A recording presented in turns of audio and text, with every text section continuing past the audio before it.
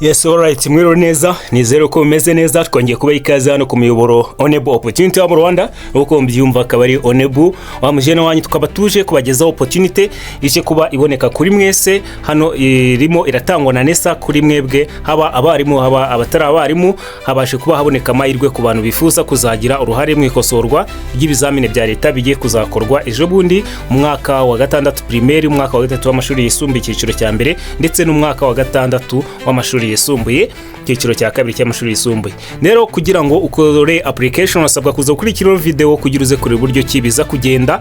Niba warasoje mu wa gatandatu, yego uremerewe, ahubwo ibyo usabwa na amadokima abiri. Tugiye kuza kureba buryo ki wayabona n'uburyo ki watangira gukora application. Niba ari ubwa mbere ugeze hano ku muyoboro Onebu Opportunity Hub Rwanda, like, subscribe, share and comment. Sigaye tukagina tubana gatanu ku kandi, cyase ukaba wariye wafungura wareba hano channel ukareba andi ma video menshi ahari, ukareba opportunities ziri update ushobora kuba wakifashisha cyase mugenzi wawe yakwifashisha. Rero tugiye kuza kureba buryo ki turabigenza step by step. Rero hano ni kuri website ya NESA. Wowe ikintu uri buze gukora, uraza ugiye kuri service,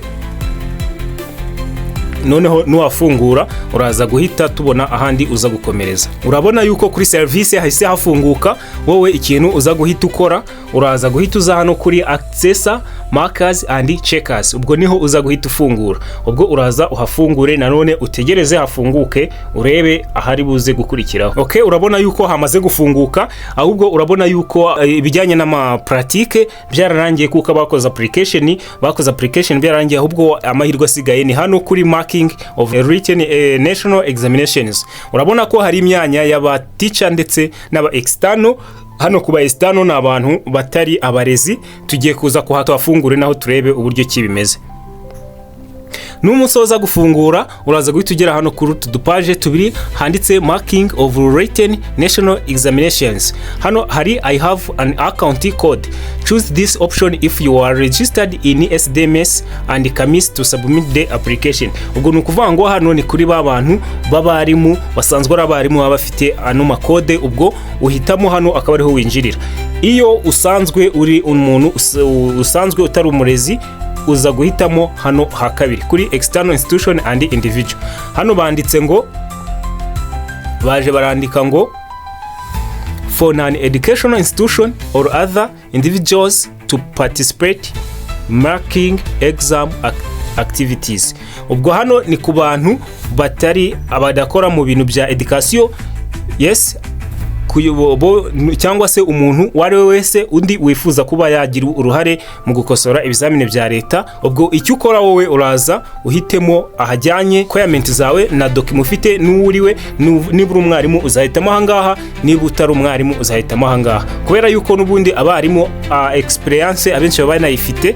Icyo ukora niba umwarimu baza umwarimu mugenzi wawe, cyangwa se uze tujyane muri no video n'ubundi n'ibindi biza kuba bisa. Ubwo uzafungura hano utegereze. Ugisoza gufungura uzahita ubona ko bakubwiye ibisabwa, noneho ibi bisabwa nawe uze kureba koko niba ubifite. Urabona hano bavuze yuko ugomba kuba ufite bank account confirmation, hakaza provide picture showing 2 years, noneho hakaza scan copy of marking certificate.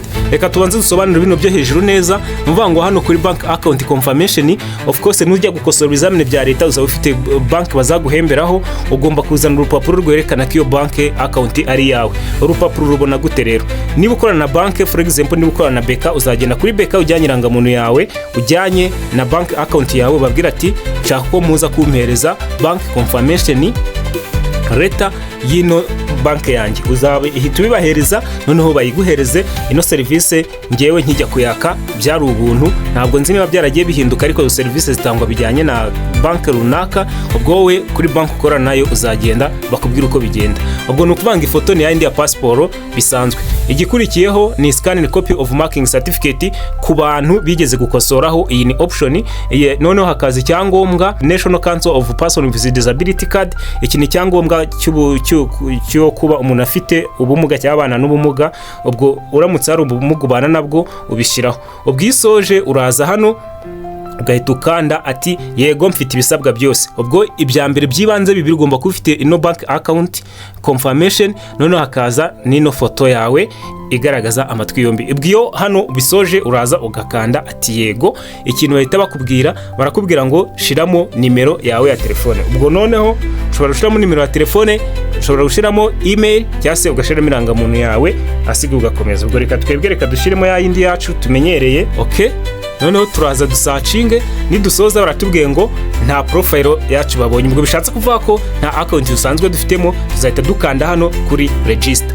Ubwo nukanda hano kuri register uzaza ushiremo imyirondoro yawe, amazina yawe yombi, ushiremo ahantu uherereye, ushiremo irangamuntu, uhitemo gender, phone number, then ushiremo na email, ukande save and continue. Ubwo uzahita ucreating profile, noneho uhite ujya wongere usearching hariya, niwinjizamo kimwe muri ibi ngibi, irangamuntu, email cyangwa se iranganuza phone number, bazahita bakuzanira bakwinjizamo imbere. Noneho uselecting level ushaka, uselecting combination, uselecting ni nyine ubona ukuvuga ngo wenda for example ni S6, ugahita uselectinga wenda MCB, ugaselectinga biology, then bagahita kubwira ati uploadingamo ifoto yawe, uploadingemo na bank confirmation, ugahita ukanda submit. Ni ibyo ngibyo niko muri buze kubigenza. Igihe ukeneye ubufasha uhita utwandikira kuri nimero yacu tudahwema kubahereza, ni 07 2 7